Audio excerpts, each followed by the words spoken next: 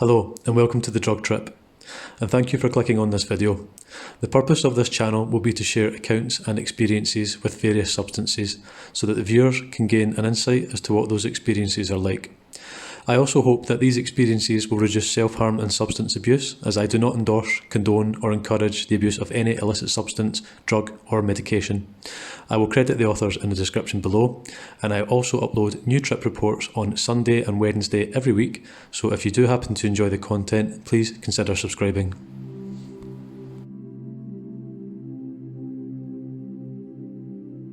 Well, I didn't think it was possible with the quality of most LSD I see these days, but it seems I finally achieved my lifelong goal of overdosing and completely flipping out. It was Friday night, and my trusty acid dealer arrived with the small squeeze bottle vial. Usually she laughs hysterically at the number of hits I want to take, telling me I scare her. This time, however, she just looked concerned and said, "This is supposed to be really good stuff. Are you sure you want to take 10? At this, I replied that I was so sure, and she proceeds to squeeze the drops onto my tongue. 1, 2, 3, 4, 5, 6. Okay, swish around. Then 7, 8, 9, 10.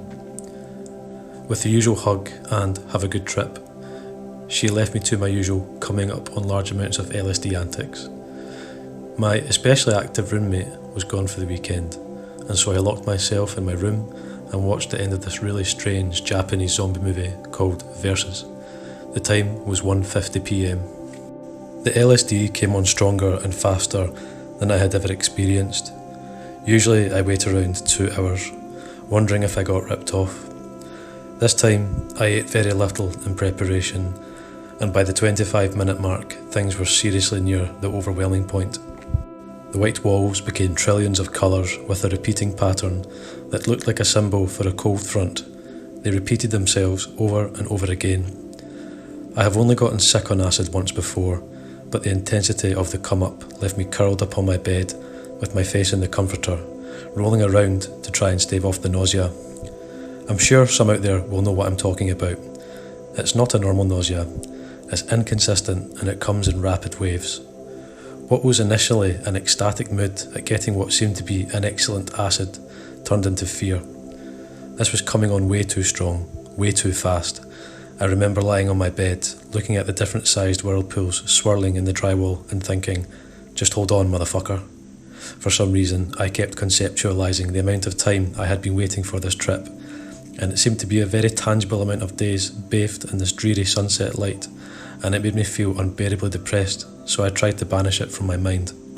By this point, it was about an hour in, and things were getting really intense. I looked at the underside of my hand and wrist and saw the veins scintillating and moving quickly like highways of loading bars on the computer with a diagonal line. The visuals were making me sick, so I closed my eyes and saw the universe pattern with millions of different sized dots and stars made of different day-glow colours. It was all intensely beautiful, but I felt too sick to appreciate it. I stood up to make my way to the bathroom to try and speed up the inevitable, and found that my balance was completely off.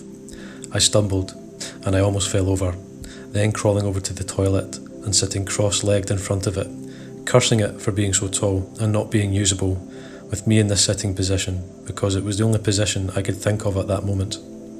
The visuals at this point were not as noticeable, because I was looking around too fast to settle on something, and frankly, was concerned with my survival more than anything else on that trip.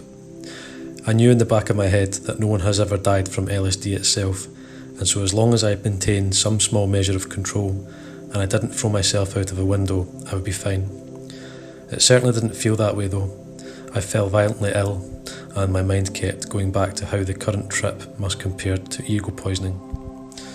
I kept trying to put music on to calm myself, but it seemed loud and like it would alert my roommates that something was wrong with me, so I kept turning it up and down, the mouse making ridiculously long trails on my computer screen. None of my usually fully memorised favourite songs and album titles made any sense, and I kept going in circles on iTunes trying to find something, all the while becoming more and more disorientated and frightened. I kept picturing paramedics bursting into my room and shoving tubes down my nose and my throat, and my parents crying and standing over my hospital bedside. A part of me said, no, I'm not going to let that happen. Ironically, my unstable window shades took this opportunity to come off crashing off the wall and knock everything off my desk, making me trip over them in the process. Landing on my bed with low music playing, I laid there, trying to calm down and think of what to do next. These strange sequences of action kept entering my head like, okay, turn down the music. Now lay on the ground. Now get your phone out. Now try to find headphones. These are very mundane actions, but they helped me feel centred and not so totally freaked out. I fully expected either my roommates, the police, or EMTs to burst into my room any second. I kept thinking I was going to die, even knowing about the toxicity of LSD, and my mind kept flashing to what the last thing was I wanted to say to God to rationalise my short life. I stumbled to a notepad and started to write, "Mum, I love you," then crossed it out, as suddenly it seemed completely random and trite. Was this really the last message I wanted to leave the world? Instead, I opted for printing in huge letters, "Holy shit." For some reason, crossing the T at the bottom and making it look like an I was totally fucked up. The carpet was undulating and each object on my floor took on massive significance and what I thought to be the light of my last moment of life. Eventually, I passed out on my bed for several hours. When my crisis came to a pitch, I shut my eyes and tried to narrow my experience to the smallest amount of stimuli possible, focusing on my breathing. I guess this made me fall asleep because the next thing I remember, I was waking up at around 6 p.m, knowing the worst was over and thanking God and the spirits of the universe that I was alive and okay. The trip was far from over, however, and the visuals were still going full force. My whitewashed walls were plastered with thousands of little amoeba-shaped blobs, each with numerous bright colours contained within. I remember being stunned at the rainbows that seemed to form a halo around every object. By this time, the sun had set, and turning on the lamps in my room sent cascades of crystalline light in all directions. With my totally ridiculous fear of dying past me, I was able to turn on my music, my favourite music, a Japanese producer named Yasutaka Nakata, and I was able to enjoy the totally beautiful, ecstatic visuals that slowly died down, coming back briefly in waves until around 11 o'clock. In retrospect, I never thought I would have an acid trip that I wouldn't be able to handle. I pride myself on my experience with psychedelics and vicariously read books, websites, anything I can about them, and the experience that we humans have with these substances.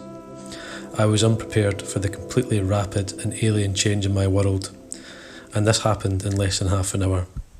I'm also very mad at myself for freaking out.